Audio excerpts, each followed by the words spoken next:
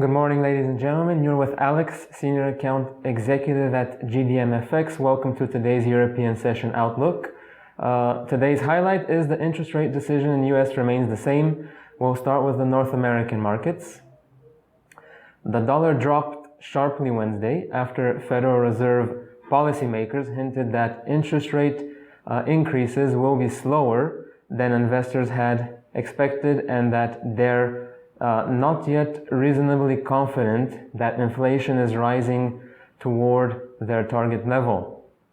In its latest monetary policy statement, the Committee of Fed Policymakers said that even after employment and inflation have returned to near mandate consistent levels, economic conditions could justify keeping its benchmark Fed funds rate below levels that central bankers would consider as normal.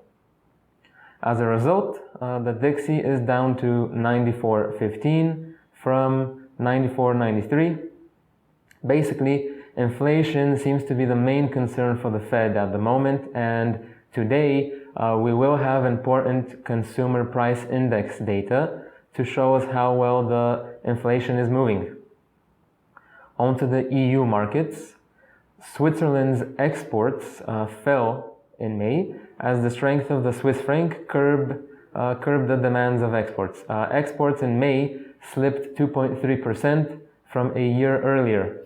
The DAX 30 went 190 points down. The CAC 40 went 90 points down. Today will be an important day as we expect the Eurogroup meeting, which will determine the future of Greece as a part of the Eurozone. From Switzerland, we're expecting the interest rate decision and press conference. Lastly, we'll be waiting for the LTRO data, which previously was at 97.8 billion euros. On to the UK markets. The Bank of England interest rate vote is the highlight from yesterday. It came out 9 versus 0 in favor of not raising the rates. The sterling has a staggering rally against all of his major rivals yesterday, as data showed a pickup in wages and unemployment data staying at record low levels. Along with this, the Bank of England minutes had a more hawkish tone, stating that the factors holding back the UK economy are starting to fade out, which prompted investors to speculate that the next interest rate hike may come sooner next year than anticipated. Along with that, the dovish tone from the Fed further boosted the allure of the pound. As I mentioned, wages are growing in the UK. A report yesterday showed that average earnings, including and excluding bonuses, came out higher than expected at 2.7%. The FTSE 100 lost 40 points yesterday and closed at 66.56. The 10-year gilt yields were at 2.06% yesterday. The biggest mover against the pound was the GBP Kiwi, staggering 61 points up and 34 points up against the Australian dollar.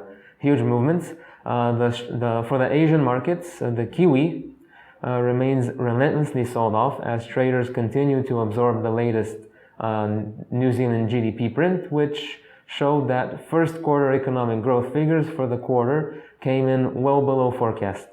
Markets now price a 60% chance of another Bank of New Zealand interest rate cut to 3% on the 23rd of July. Overnight, we'll expect the Bank of Japan monetary policy statement.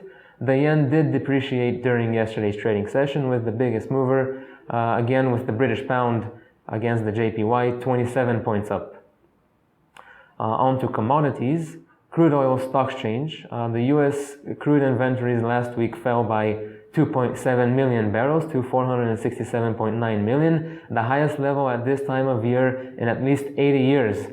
Analysts expected crude stockpiles to decline by 1.7 million barrels for the week ending on June 12th.